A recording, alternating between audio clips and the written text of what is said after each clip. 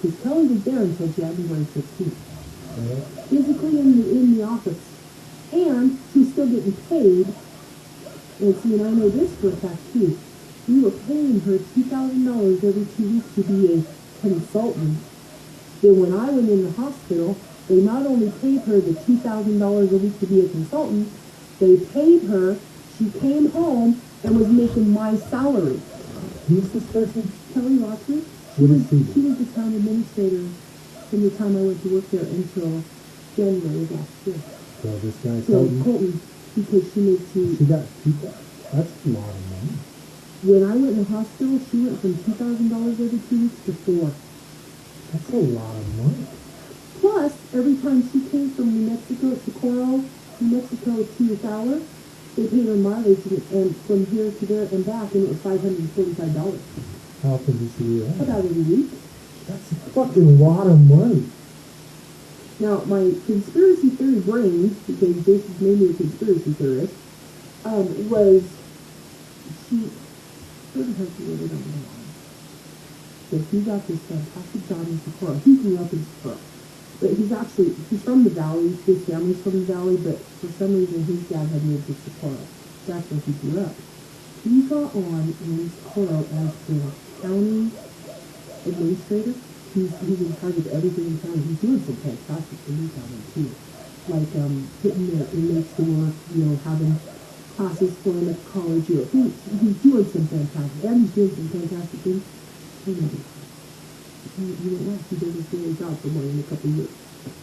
So, December 1st, well, right around the 1st of December, right before Christmas, she told me, she said, Andy is trying to get a job in Socorro. And I said, oh, okay, whatever, Andy. And she said, if he gets this job, I'm going to move with him. I said, okay. She told us the day after Christmas break, which is like, I think we were about to work on the 26th, that Andy got the job. And I said, okay, so I'm leaving here January 15th. I said, I want your job. You don't have enough experience. Okay? And I said, well, says who? Then Casey Nelson comes in about that time. He's a board member. Because Cindy says she wants my job. You don't have enough experience. Are you fucking kidding me? I've been sitting here for 8 years. Who has more experience than me? It's like Britt said, he goes, who in this town, besides Kelly, has more experience doing that job than you? And I said, well, apparently this little 26-year-old right out of college. So they hired him. Come to find out, one of the people on the board is his dad's personal accountant. He knocked up some girl from Fowler, so he's in the Fowler circle. His dad is the CEO of Crossroads in this part of the state. You know what Crossroads is? It's like mental health, drug abuse. They do a lot of things. Every town has access to Crossroads.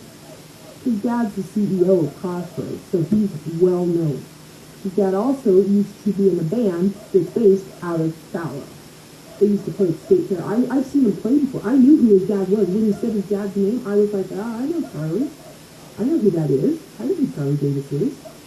And he's like, yeah, that's my dad. I was like, oh, that's my dad. Are you kidding? So because of all those things, he got the job. So it's fine. So my theory is that she moved because within 2 weeks, she threw everything in her house away. Didn't give it away or sell it. She threw everything away. Furniture and everything. She got a thing from Valley Trash, threw her furniture away, the beds, everything. Her girls came and got what was theirs and took it. One girl lives in Pueblo. She's a dental hygienist at my dentist office where I go. The other girl is in college in Flagstaff. Smart as hell that was. I love saying. And she took all her stuff to her grandma and grandpa's and put it in the barn because she didn't know what to do with it because her mom and dad were moving. So she put all her stuff in totes and put it there. The house is empty. They sold their house for $200,000. The house that they got for $25,000 10 years ago, sold it for $250,000. So they've got $225,000 technically. Well, they got the whole amount, but because the house is paid off. So when she moved, it's gone. So when I got sick and she came back, my thought process was, she really didn't want to be down there. She's got no friends. All the friends are Andy's. She doesn't really like being around Andy. They really can't stand each other. This is her way of getting back into Fowler. She was living in her grandma's house, which is right next door to her house that she was sold. So she's got a house to live in. She's living at grandma's. His grandma's in the nursing home.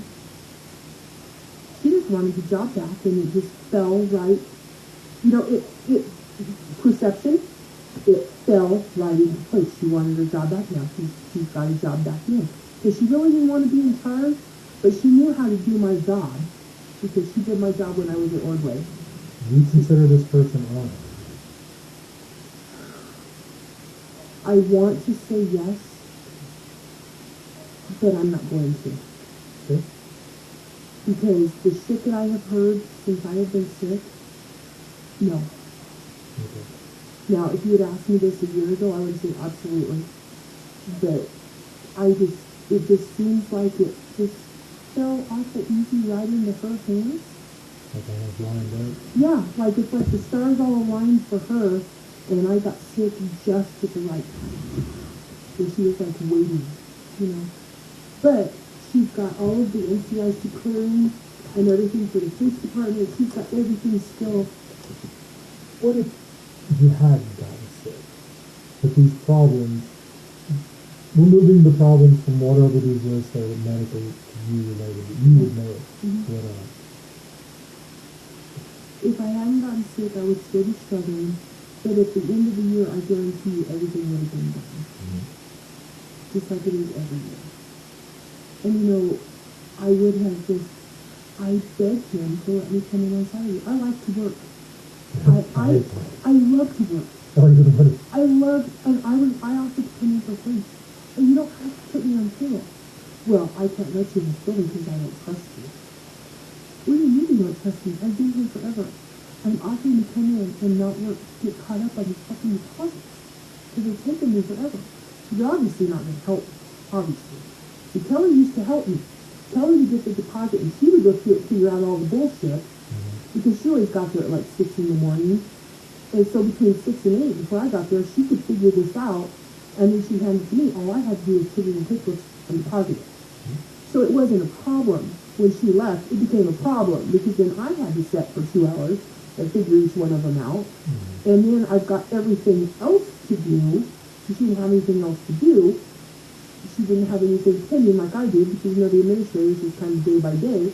So it's not like she had a set thing that she had to do every day. And she didn't have court and the cops and tickets and, you know, and all of the rest of the bullshit that goes along with it. So she could sit for 2 hours and do it because there was nobody around. It was before I got there. She had nothing else to do. She would come in because she was bored, except the damn chickens. And sometimes she'd stay until 7 or 8 o'clock at night because she just didn't want to go home. So she was getting all this shit done. So that's why I fell behind. I mean, if you hear all of this, it all makes perfect sense, but nobody wants to hear it. You know, nobody wants to hear my side. You know, and yes, I was behind. I'm not going to lie to anybody.